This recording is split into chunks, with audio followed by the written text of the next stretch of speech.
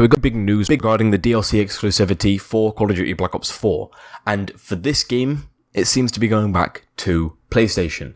Now, if you didn't know, there was a massive thing going around saying that, PlayStation or Sony had the 3-year deal or the 3-year contract to have the DLC on PlayStation first, a month behind.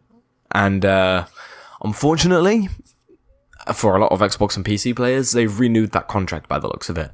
And from this video here,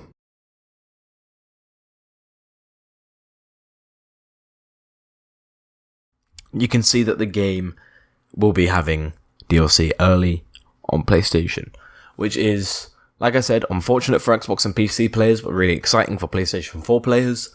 And I really don't like to voice my opinion on the exclusivity deal, so I'll probably separate that in a different video.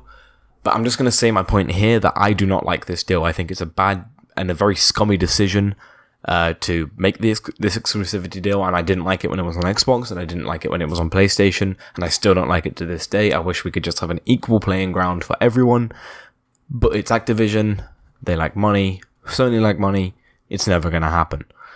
But yeah, it's just some extremely interesting news to see that this is going back, especially after the contract should have ended. I didn't know they were allowed to renew it, which is interesting.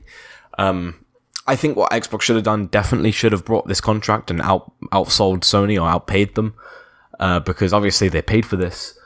But I think if Xbox did it, that would definitely bring some more sales to the Xbox One, which it desperately needs, or they just don't care anymore and they're preparing for the next generation, which I genuinely think, this Xbox may win the next generation, because I think they'll learn from what they've done here, and I think they've given up on this generation in some way and they're just waiting for the next one. But anyway, some extremely interesting news.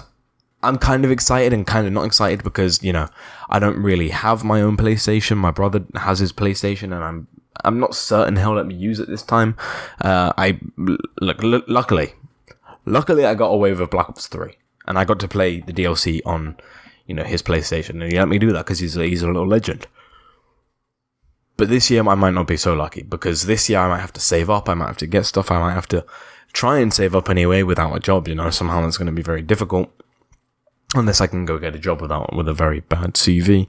But either way, I guess I'm kind of excited for this. I don't know how, I genuinely don't know how to feel.